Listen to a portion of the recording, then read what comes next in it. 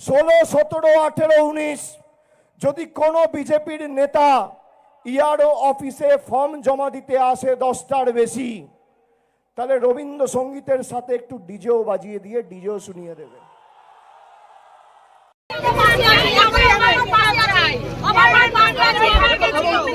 প্রত্যেকের হাতে ডিম নিয়ে কিন্তু তারা রাস্তার উপরে দাঁড়িয়ে রয়েছে এবং তারা বলছেন যে ডিম নিয়ে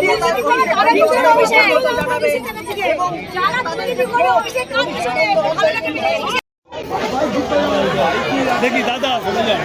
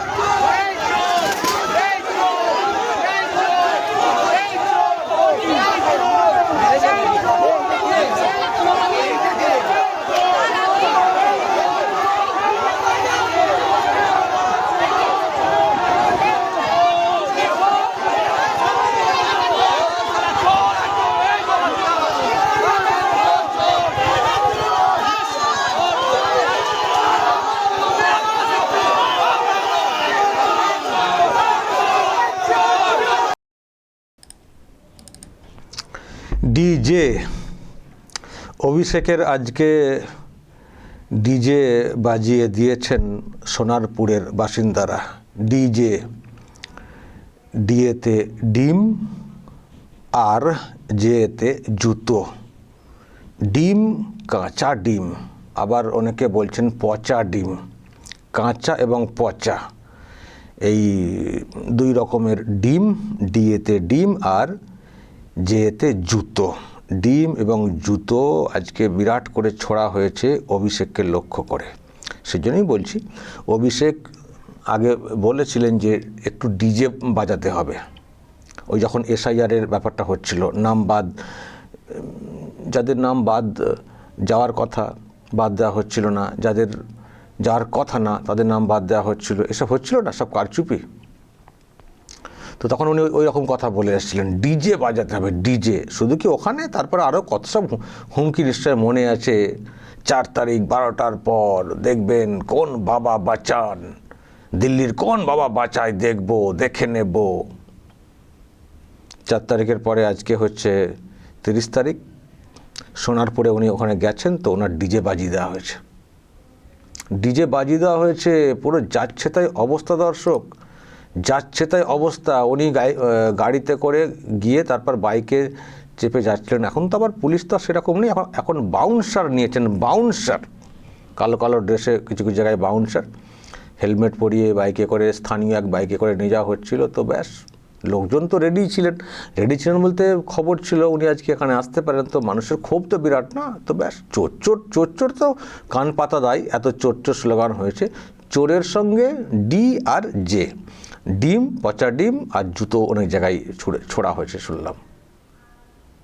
থুতু অনেকে ছিটিয়েছেন, মানে যাচ্ছে তাই অভিষেকের সব, মানে ব্যাপারে যাচ্ছে তাই।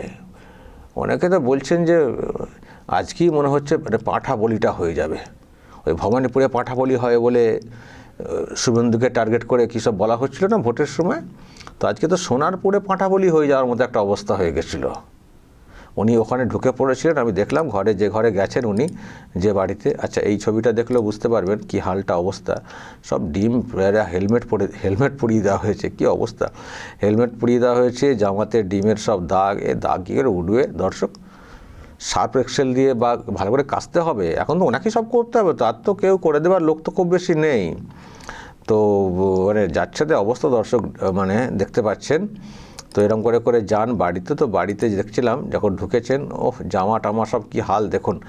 পরে গেছেন সাদা জামা, হয়ে গেছে ডিমের রং হয়ে গেছে। মানে জামা এরকম খুলে ওখানটাতে একজন মহিলার সামনে বসে রয়েছেন। এটাও খুব লজ্জার, দুর্ভাগ্যের। বাড়িতে গেছেন আক্রান্ত পরিবার। 21-এর পরে যে কী ঘটনা ঘটেছিল গোটা রাজ্য জুড়ে, তখন কোনো কথা শুনিনি। কলকাতা হাইকোর্ট যখন বলল এনকোয়ারি করার কথা, এনকোয়ারি করে যখন হিউম্যান রাইট কমিশন মন্তব্য করলো, তখন অস্বীকার করা হতো। ভিডিও যেসব আসতো সেগুলোকে ফেক বলে উনি এবং ওনার পিসি বিধানসভায় দাঁড়িয়ে ওনার পিসিকেও বলতে শুনেছি। এখন কোথায় ঘটনা ঘটেছে? যদি পাল্টা শুরু হতো, মানে কি হতো দর্শক নিশ্চয়ই ফিল করছেন। আর যদি ওরা জিততো, হাই রে কি হালটা হতো। তো যাই হোক, কোথাও কিছু ঘটনা ঘটেছে, তো সেটাকে নিয়ে ওনারা এখন করতে নেমেছেন।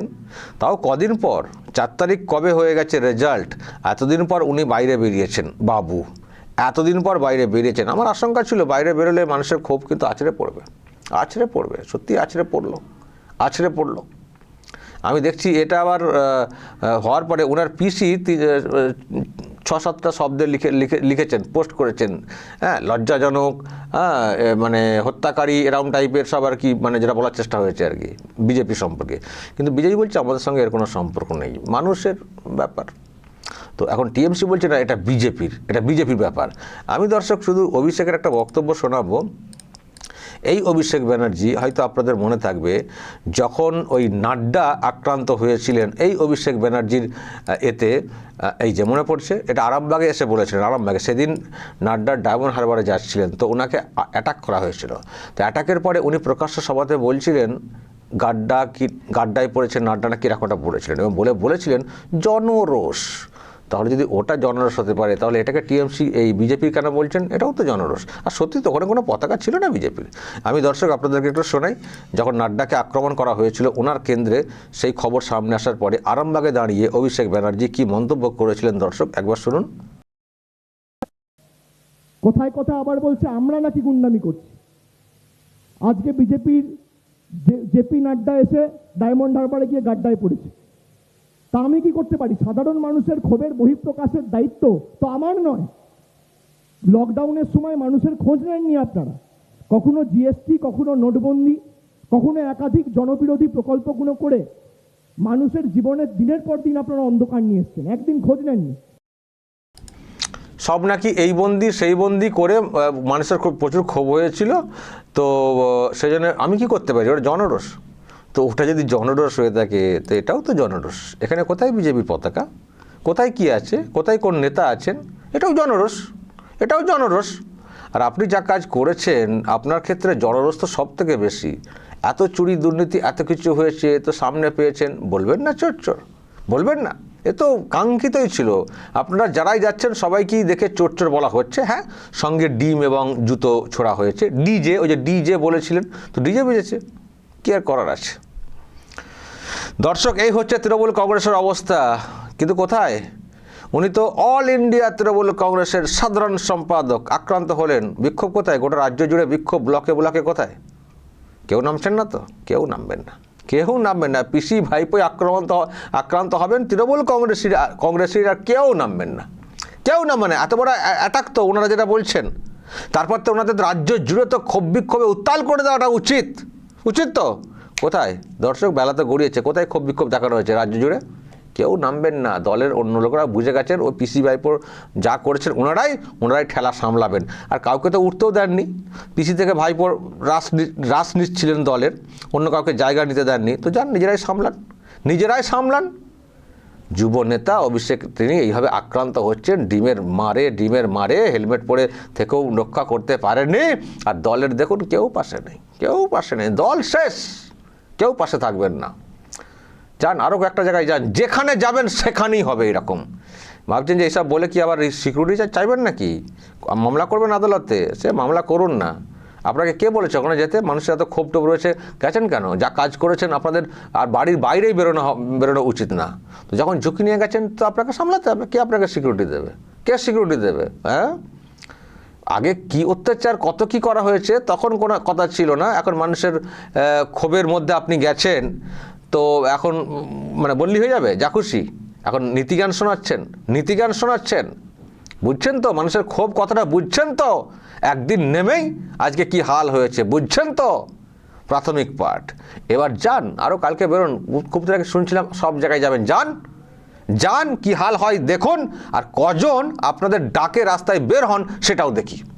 ওই পিসি বসে একটা করে টুইট আর পোস্ট, ওই ক্ষান্ত আর লোক কেউ সাথে থাকবেন না। কই দেখান না ক্ষোভ বিক্ষোভ করে দেখান, কেউ আর থাকবেন না। সবাই বুঝে গেছেন আপনারা কি করেছেন, সবাই বুঝে গেছেন। ফলে চোট তো শুনতে হবে, সেই সঙ্গে ডিজে বাজানো তো এই ডিজেও বাজবে।